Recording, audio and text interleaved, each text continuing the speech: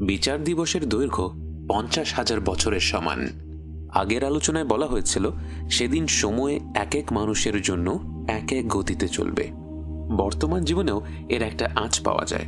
আনন্দময় সময়গুলো মনে হয় চোখের পলকে পার হয়ে গেল, আর কষ্টের সময়গুলোকে মনে হয় খুব ধীর গতিতে চলছে। কেয়ামতের দিবসে এ পার্থক্যগুলো হয়ে যাবে বহু গুণে বেশি। আপনি দাঁড়িয়ে আছেন হাসরের ময়দানে, সবাই অপেক্ষা করছে বিচার প্রক্রিয়া শুরু হওয়ার জন্য, কিন্তু তা হচ্ছে না। এই দাঁড়িয়ে থাকাকেই অনেকের কাছে তাদের গোটা অস্তিত্বের সবচেয়ে বড় শাস্তি মনে হতে থাকে। যারা আল্লাহকে অবিশ্বাস করেছিল, তার রসূল সাল্লাল্লাহু আলাইহি ওয়াসাল্লামকে অস্বীকার করেছিল, তারাও আর দাঁড়িয়ে থাকতে চাচ্ছে না।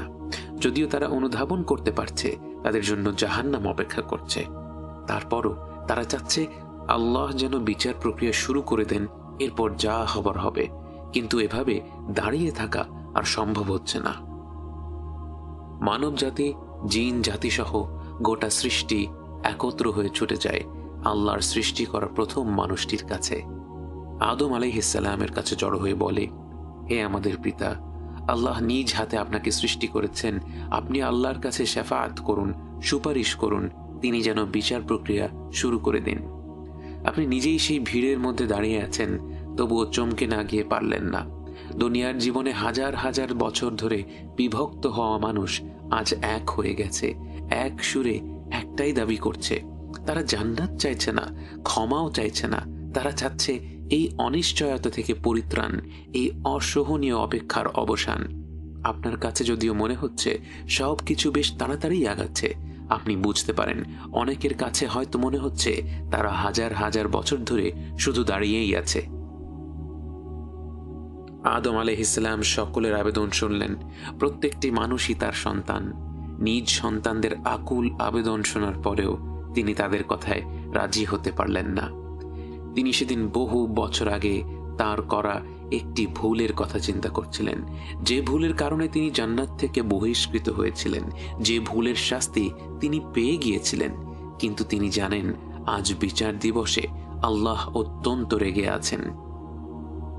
তাই তিনি তার সেই একটি ভুল নিয়ে এতটাই চিন্তিত যে তিনি তার সন্তানদের ফিরিয়ে দিয়ে বললেন, আমি এ কাজ করতে পারবো না, তোমরা অন্য কারো কাছে যাও, তোমরা নূহের কাছে যাও। গোটা মানব জাতি তখন নূহ আলাইহিস সালামকে খুঁজে বের করে, তার কাছে গিয়ে একই আবদার করে, আল্লাহর কাছে যেন তিনি একটু সুপারিশ করেন বিচার প্রক্রিয়া শুরু করার জন্য। কিন্তু আদম আলাইহিস সালামের মতো নূহ আলাইহিস সালামও সেদিন নিজের পরিণতি নিয়ে এতটা উদ্বিগ্ন, তিনি তাদের ফিরিয়ে দিলেন। এভাবে করে গোটা সৃষ্টি এক নবী থেকে আরেক নবীর কাছে যেতে থাকে, একই অনুরোধ করতে থাকে। কোনো নবী বাকি থাকে না। ইব্রাহিম আলাইহিস সালাম, মূসা আলাইহিস সালাম, ঈসা আলাইহিস সালামও তাদের ফিরিয়ে দিলেন। অবশেষে সৃষ্টির শুরু থেকে শেষ পর্যন্ত প্রতিটি মানুষ ও জিন জড়ো হয় মহাবিশ্বের জন্য রহমত হিসেবে প্রেরিত মুহাম্মদ ইবনে আব্দুল্লাহ সাল্লাল্লাহু আলাইহি ওয়াসাল্লামের কাছে। তার কাছে গিয়ে সবাই মিলে অনুরোধ করতে থাকে, হে আল্লাহর হাবিব সাল্লাল্লাহু আলাইহি ওয়াসাল্লাম, হে আল্লাহর প্রেরিত শেষ নবী সাল্লাল্লাহু আলাইহি ওয়াসাল্লাম, আমাদের এই সংকট থেকে আপনি উদ্ধার করুন, আল্লাহর কাছে শাফাআত করুন, সুপারিশ করুন, তিনি যেন বিচার প্রক্রিয়া আরম্ভ করে দেয়। সূর্যের ন্যায় উজ্জ্বল মুখমণ্ডলটির দিকে আরেকটিবার আপনার তাকানোর সুযোগ হলো। তার দিকে তাকিয়েই মনের মধ্যে এক ধরনের স্বস্তি ছড়িয়ে পড়ল।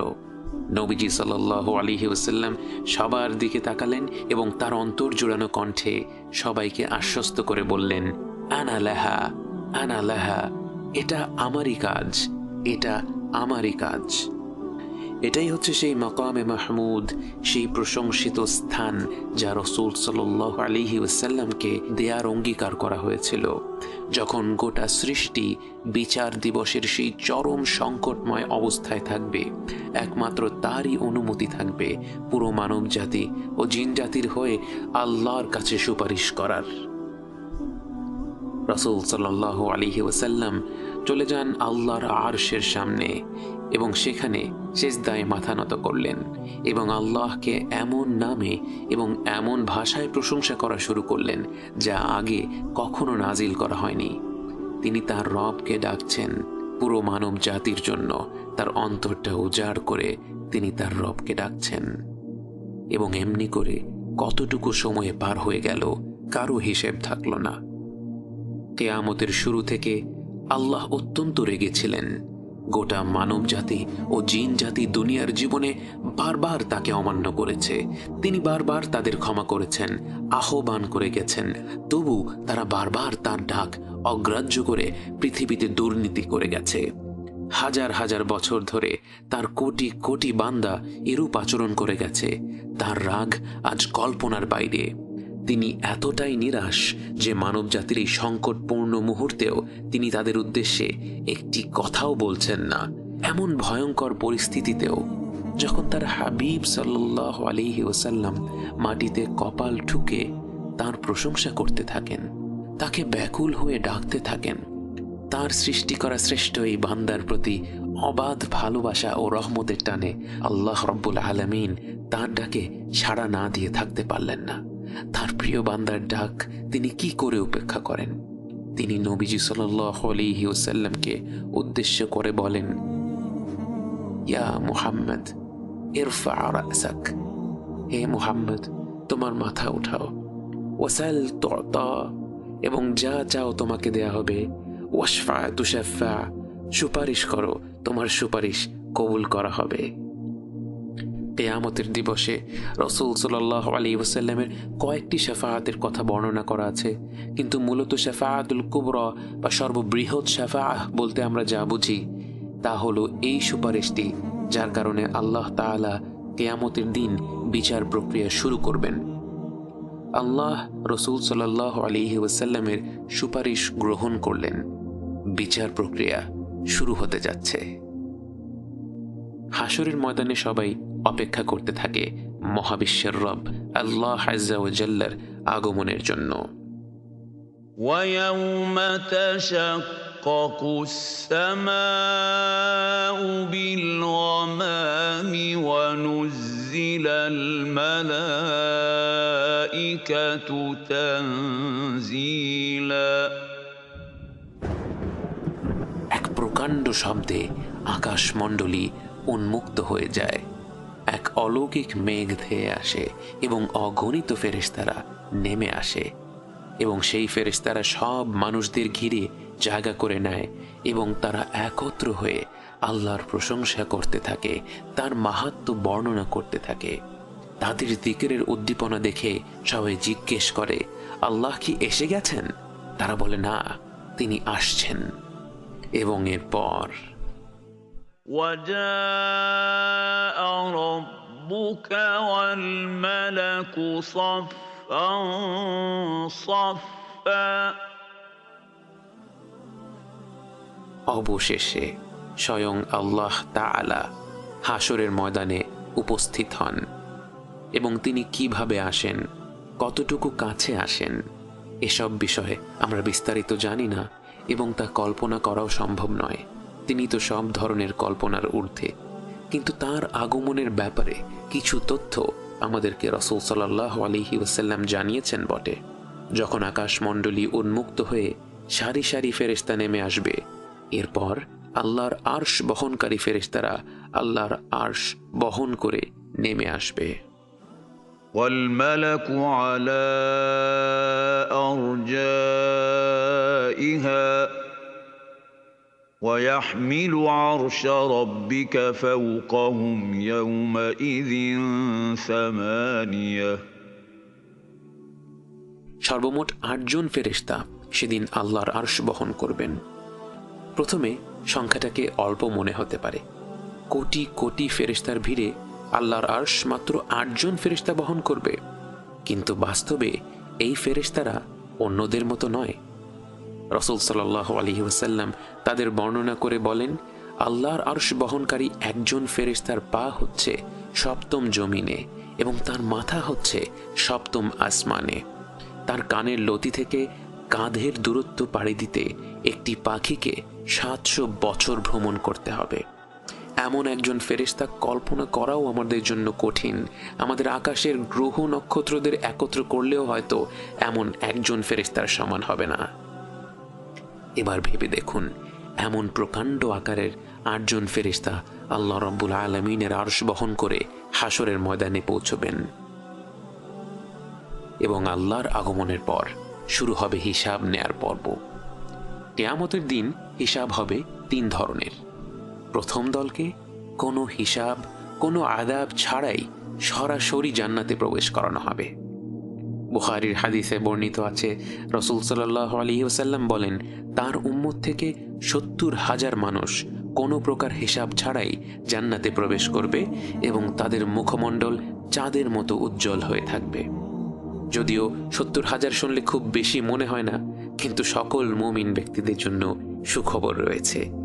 তিরমিজি ও ইবনে মাজাহ কিতাবের হাদিসে বর্ণিত আছে, রাসূল সাল্লাল্লাহু আলাইহি ওয়াসাল্লাম আরো বলেন, আমার রব আমাকে প্রতিশ্রুতি দিয়েছেন, আমার উম্মত থেকে 70,000 বান্দা সরাসরি জান্নাতে প্রবেশ করবে কোনো প্রকার হিসাব বা আযাব ছাড়া, এবং তাদের মধ্যে প্রতি 1,000 বান্দার সাথে আরো 70,000 মানুষ যোগ হবে। অর্থাৎ সব মিলিয়ে 49 লক্ষ মুমিন বান্দা সরাসরি জান্নাতে প্রবেশ করবে কোনো প্রকার হিসাব ছাড়া। এবং শুধু তাই নয়, ওই হাদিসে রাসূল সাল্লাল্লাহু আলাইহি ওয়াসাল্লাম আরো বলেন, এরপর আল্লাহ তাআলা 3 বার তার নিজ হাতের মুঠো ভরে তার বান্দাদের কোনো হিসাব ছাড়া সরাসরি জান্নাতে প্রবেশ করাবেন। যে রবের আরশ এই পুরো মহাবিশ্ব থেকে অসংখ্য গুণে বড়, সে রবের হাত ভরপুর হলে কত অগণিত মুমিন বান্দা সেদিন সরাসরি জান্নাতে প্রবেশ করবে তা আমাদের কল্পনার বাইরে। আমরা শুধু এই আশাই করি যে আমরা প্রত্যেকে যেন সে দলের মধ্যেই অন্তর্ভুক্ত হই। পরম করুণাময় আল্লাহ যেন আমাদের উপর দয়া করেন, আমাদের কোনো প্রকার হিসাব না নেন।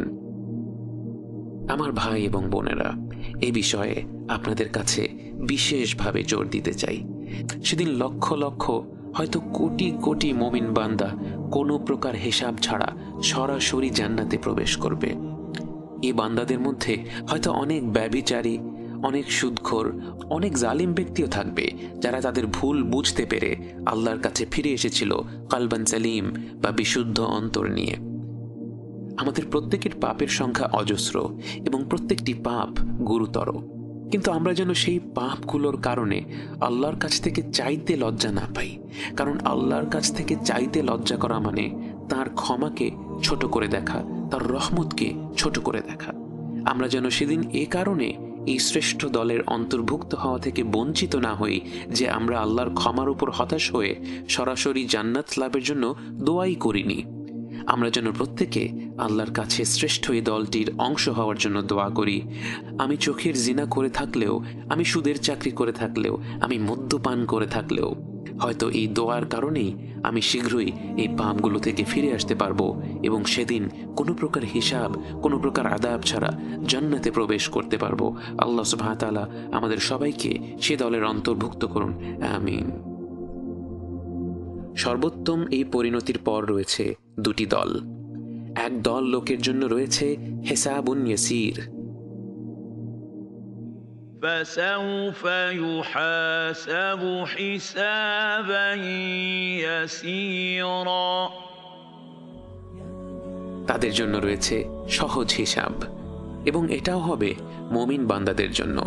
কিন্তু সেই বান্দারা যারা হিসাব ছাড়া জান্নাতে প্রবেশ করার দলের মধ্যে ছিল না, এই দলের বান্দাকে আল্লাহ তার জ্ঞান, তার নিয়ামত এবং তার কাজ সম্পর্কে জিজ্ঞেস করবেন এবং সে সেগুলো কিভাবে কাজে লাগিয়েছিল তা জানতে চাইবেন।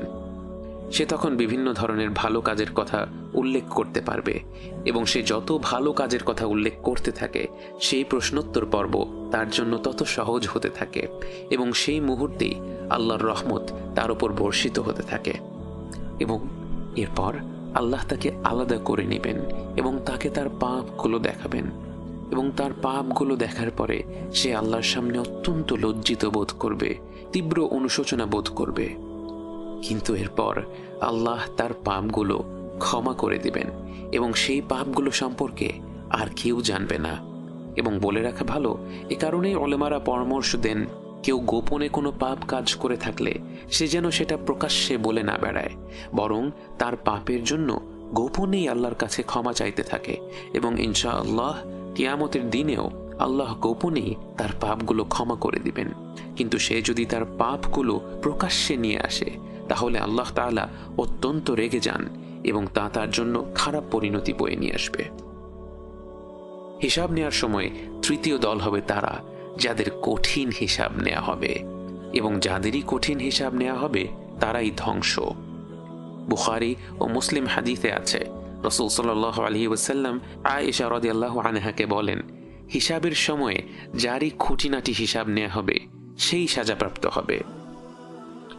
এই দলের ব্যক্তিদের তাদের জীবনের প্রতিটি কাজের জন্য, প্রতিটি মুহূর্তের জন্য, ছোট বড় প্রতিটি নিয়ামতের জন্য প্রশ্ন করা হবে, এবং এ দলের লোকদের কোনো উত্তর থাকবে না। ভেবে দেখুন, আমাদের যদি শুধু গত এক সপ্তাহের কর্মকাণ্ডের জন্য প্রতিটি সেকেন্ড আমরা কিভাবে ব্যয় করেছি, প্রতিটি পয়সা আমরা কিভাবে আয় করেছি এবং তা কিসের পেছনে খরচ করেছি, প্রতিটি নিয়ামত পাওয়ার পর আমরা তা কিভাবে ব্যবহার করেছি এ নিয়ে প্রশ্ন করা হয়, হয়তো এই এক সপ্তাহের হিসাবেই আমাদের পরিণতি ভয়ঙ্কর হয়ে যাবে। ভেবে দেখুন, যে ব্যক্তিকে তার বালেগ হওয়ার পর থেকে মৃত্যু পর্যন্ত প্রতিটি মুহূর্তের জন্য জবাবদিহিতা করতে হবে, তার পরিস্থিতি কতটা ভয়াবহ হবে। তাই আমরা প্রতিনিয়ত আল্লাহর কাছে দোয়া করি, আমাদের যা প্রাপ্য তিনি যেন আমাদের তা না দেন। আমাদের যা প্রাপ্য তা পেলে তো আমরা ধ্বংস হয়ে যাব, বরং তিনি যেন আমাদের প্রতি বিশেষ রহমত প্রদর্শন করেন, যা ছাড়া আমরা কখনোই জান্নাত লাভ করতে পারবো না।